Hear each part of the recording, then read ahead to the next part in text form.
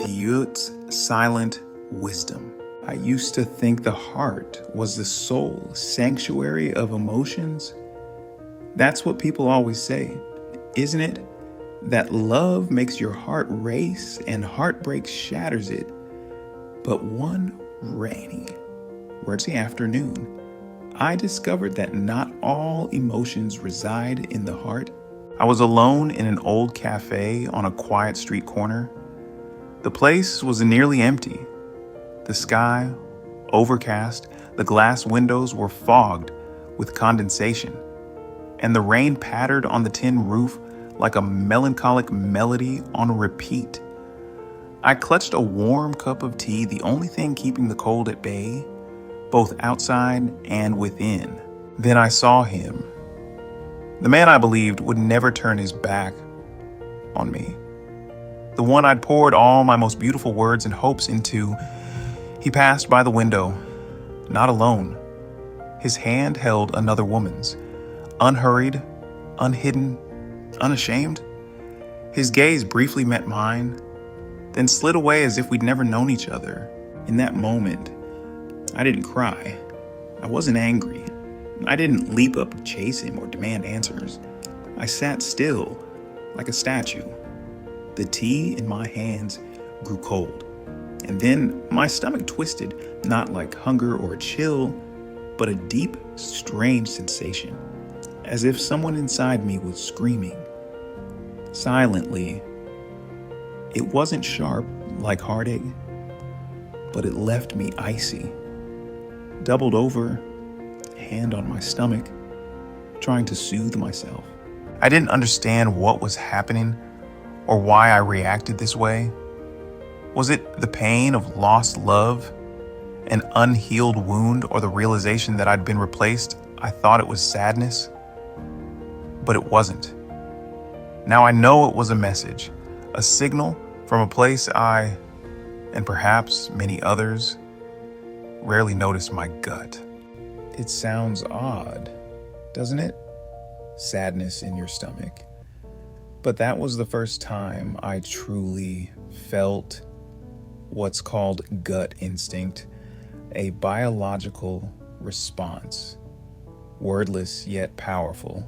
After that day, I began reflecting on moments when my body spoke, and I ignored it, like the time I was about to sign a contract with a promising partner, but my stomach churned uneasily. I dismissed it as nerves. 3 months later, that partner went bankrupt. Or the time I planned a trip with new friends, my mind at ease, but my gut felt tight. I didn't go. And that week, their group was in a serious car accident. I used to call it intuition, but it was my body talking, and I didn't know its language.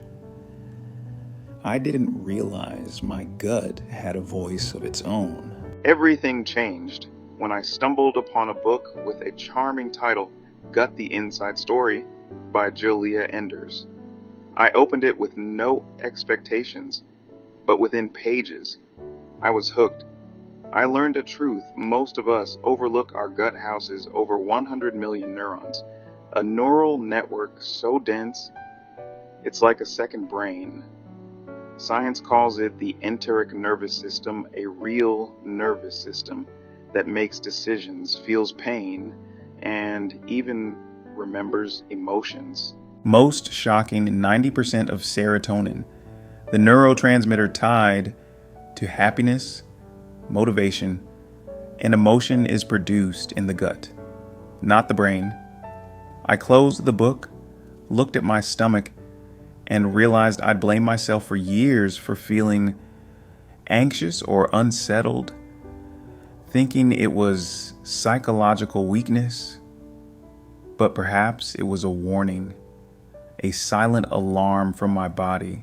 I began recalling moments when my intuition had guided me avoiding a toxic relationship because something felt off, switching career paths despite others' advice, canceling a trip last minute only to learn the destination was locked down due to a disease outbreak. Each time, I couldn't explain it logically, but my gut knew. Emotions don't just live in the heart or brain, they flow through every cell. And the gut, with its dense neural network, feels the ripples first. That rainy afternoon, watching the man I loved walk away with someone else, my gut reacted before my heart or tears. It was my second brain whispering, "Let him go. You already know. It's time to move on." I wasn't ready to hear it, but my gut had done its job sending the signal. The rest was my choice. From that day, I decided to learn a new language, the language of my gut. Silent, visceral, intuitive, and beyond words. The new beginning. After that rainy day, I wasn't the same. I began to see not just with mine eyes, but with my senses. I listened not just with my ears, but with my gut. If my body had tried to speak so many times, I needed to understand it, to learn myself from the ground up. I returned to gut, the inside story, like it was a map to a secret realm. Each page reminded me the gut isn't just a digestive tube, it's a silent emotional command center. Enders wrote that if you stretched out the gut's nervous system, it would rival the length of a large python, operating almost independently of the brain. I was stunned. All my life, I'd trusted reason, believing only in what could be analyzed, proven, or explained. I'd scoffed at people who followed gut feelings, thinking they were vague or irrational. Then I read the gut sends over 80% of its signals to the brain via the vagus nerve. Most communication flows upward, from gut to head, not the other way around. We think the brain commands the body, but the gut often speaks first, sending warnings about danger, emotion, or intuition. I sat quietly, asking myself, how many times have I ignored these inner signals? I began observing myself. The next morning, as I made coffee, my hands trembled, not from sleeplessness, but before a meeting with someone who always made me uneasy without clear reason. At lunch, eating a sandwich while scrolling my phone, my stomach felt heavy, not just from fast food, but because my mind wasn't present. That afternoon, during a debate with a manipulative colleague, my gut clenched with every sly word. My body knew before I did. I started a small notebook, not a diary, but a dictionary to translate between me and my gut. Each time something felt off, I paused and asked, what's wrong? Where do I feel it? Is it my stomach? Strangely, answers always came. A week later, I visited a bookstore for more resources. Another book explained the gut stores emotional memories as chemical and reflex responses. I froze. Past traumas, unnamed fears, they might still linger in the folds of my intestines, places I'd never considered. I recalled my childhood being forced to eat when not hungry, worrying about grades with no one checking my emotions, being called weak for crying. Those memories returned not through tears, but through my gut. Once preparing to meet my ex to clear things up, my stomach ached subtly for 3 days prior. I went anyway. The meeting ended in silence, numbness, and fresh wounds. I wondered if I'd listened to my gut, Could I have avoided that pain? I realized emotions aren't just mental. They're a river flowing through every organ. And the gut feels the currents first. You can fake calm or hide feelings with words, but you can't fool your gut. It knows. It remembers. Small changes, big shifts. I began making small changes. No eating while stressed. No forcing smiles when my gut twisted. No dismissing unexplained stomach aches. Most importantly, I stopped calling intuition superstition. I learned to breathe deeply before meals, sit still after a long day, and ask my gut, how are you today? Since doing this, though the world outside hadn't changed, my inner world transformed. I once thought healing was a long, murky journey, but it starts with a small moment, pausing to hear the wordless voice within. I changed how I ate. Mornings began with warm water and ginger slices, no sugar, no ice, no caffeine. I sat quietly while drinking. No phone, no news, no emails, just me and the warmth sliding down my throat to my stomach. I ate slowly, chewed thoroughly, stopped when full, even if my mouth craved more. At first, it felt absurd. I lived fast, working, talking, eating in a rush. Mindful eating seemed a luxury in a modern world. Then I learned eating under stress activates the sympathetic nervous system. Fight or flight, pausing digestion. The body thinks it's in danger. Food sits undigested, and the gut reacts with pain, bloating, or unease, even sparking anxiety or irritability without clear cause. So I adjusted. Before each meal, I took 3 deep breaths. Inhale for 4, hold for 4, exhale for 6. I closed my eyes briefly, not to pray, but to shift my body from fight to rest, activating the parasympathetic system for healing and digestion. The results were swift: better sleep, less irritability, no post-meal fatigue, and a steadier mood. Alongside mindful eating, I kept an emotion journal, not detailed logs, but brief notes on off feelings. For example, before my boss's call, my stomach clenched. 10 minutes later, news of 3 layoffs. Or at a new team meeting, the leader spoke well, but my gut felt tight. Later, I found he'd been accused of manipulation in past projects. I didn't write to prove anything, but to train myself to trust my instincts.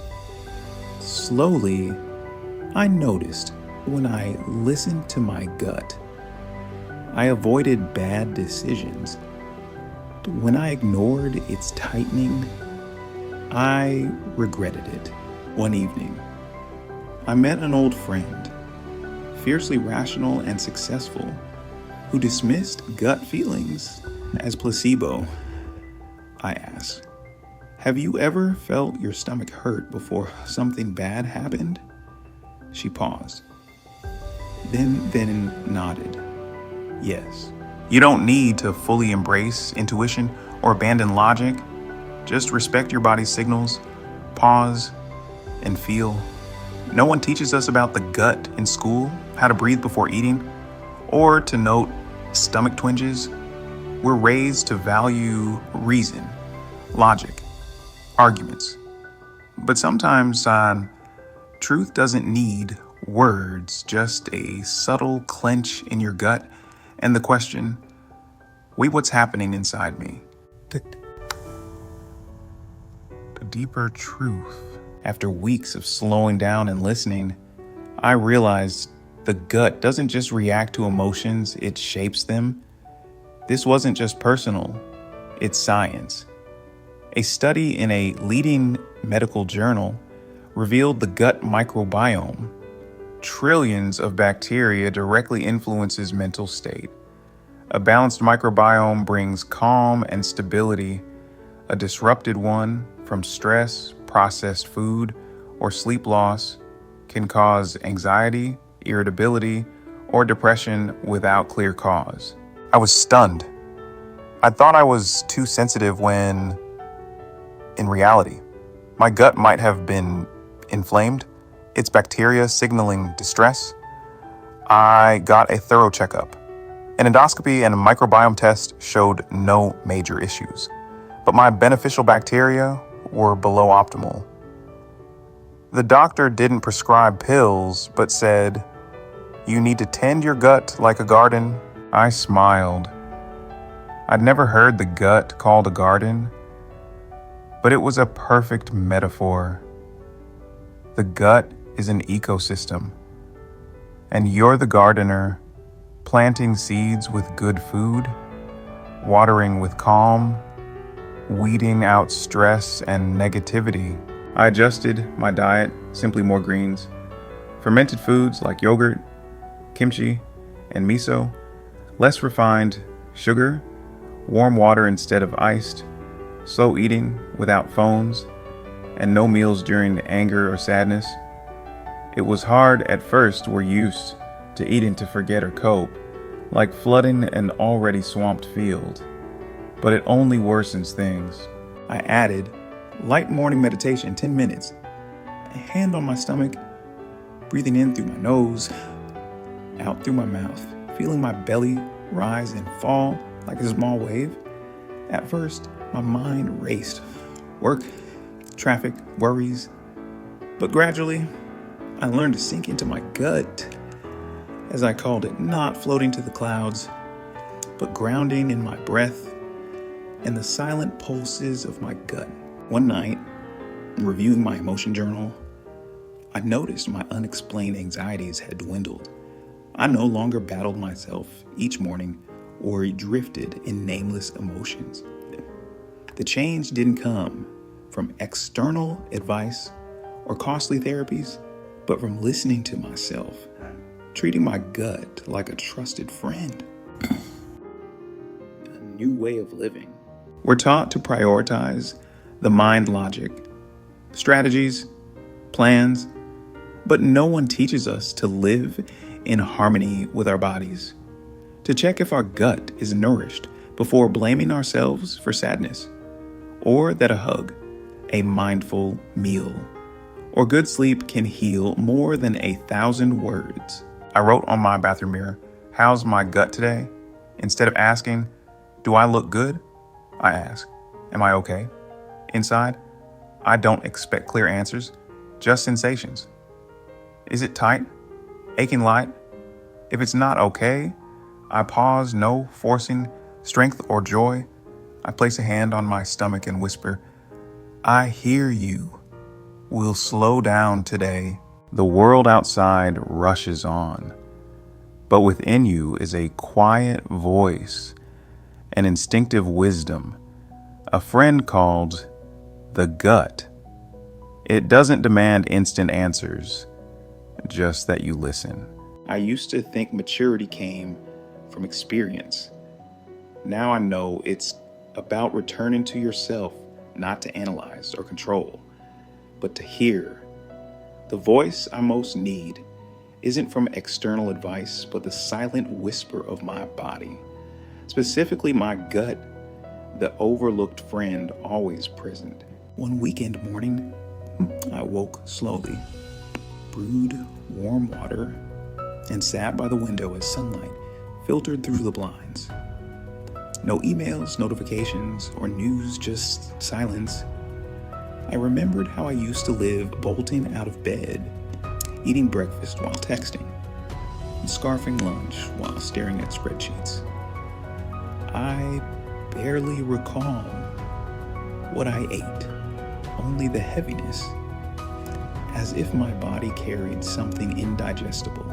Now, living slower, I realize sometimes we don't need more but less striving, less rushing, less chasing what's unnecessary.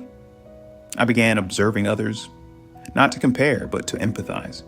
Friends lived in exhausted bodies, unaware, sleepless stomach aches, chronic depression blaming work, age, or life. Few considered their bodies were speaking. I shared my journey about the gut, emotions, interconnections.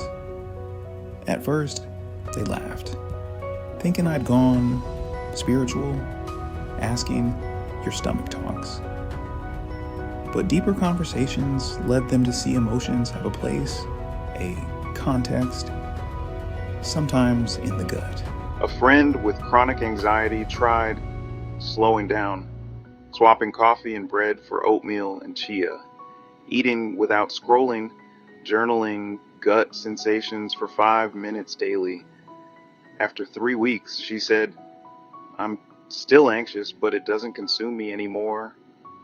Another, plagued by bloating and insomnia, turned off his phone an hour before bed, drank warm kefir, and meditated for 5 minutes in the dark, hand on his stomach. 2 weeks later, he slept better and snapped less. No miracles, just bodies being heard. Fellow reflection. Healing doesn't always require grand changes. Sometimes it's a quiet meal, a deep breath amidst chaos, or asking, "What's my gut saying?" It's trusting intuition over weary logic. I once declined a lucrative project. Everything seemed perfect: prestige, pay, opportunity, but my gut felt uneasy, not fear, just unrest. I analyzed, consulted, made pros and cons lists. Logic said go. My gut said no. I declined. Months later, the project imploded due to internal conflicts and financial opacity. Alone, I placed a hand on my stomach and whispered, "Thanks for the heads up." I'm not spiritual. I live with logic, planning, reason, but now I also live with my gut's silent voice instinct. Gut feelings, the wordless signals of my enteric nervous system. I call it my silent brain. It doesn't argue or debate, but is right when I listen. I still stress, still feel sadness, but I no longer ignore it. I return to my breath, check my gut, adjust my pace. Above all, I made a promise. I won't overlook you anymore. We seek answers outside, but sometimes all you need is a gentle touch on your stomach and a simple question. Am I okay? In a noisy world, wisdom isn't always in words, but in sensations. The gut doesn't just digest food, it digests emotions, stores memories, sends warnings, and quietly guides you. Learning to hear it connects you to a primal, profound intelligence, honed over millions of years of evolution. You don't need to be a nutritionist or monk to start. Just slow down. Observe, listen. Don't dismiss that subtle stomach twinge. It's not weakness, but a whisper from within saying, I'm here. I need you. If this story stirred something in you, if you felt unexplained intuitions, share it with loved ones who might be weary, seeking to reconnect with themselves. Subscribe to join us in exploring the body, mind, and silent wisdom within. Comment below. Have you ever heard your guts whisper? We'd love to hear your story. Sometimes, a small share sparks profound healing. Thank you for listening to the end. You're not alone. Your body is with you, waiting to be heard.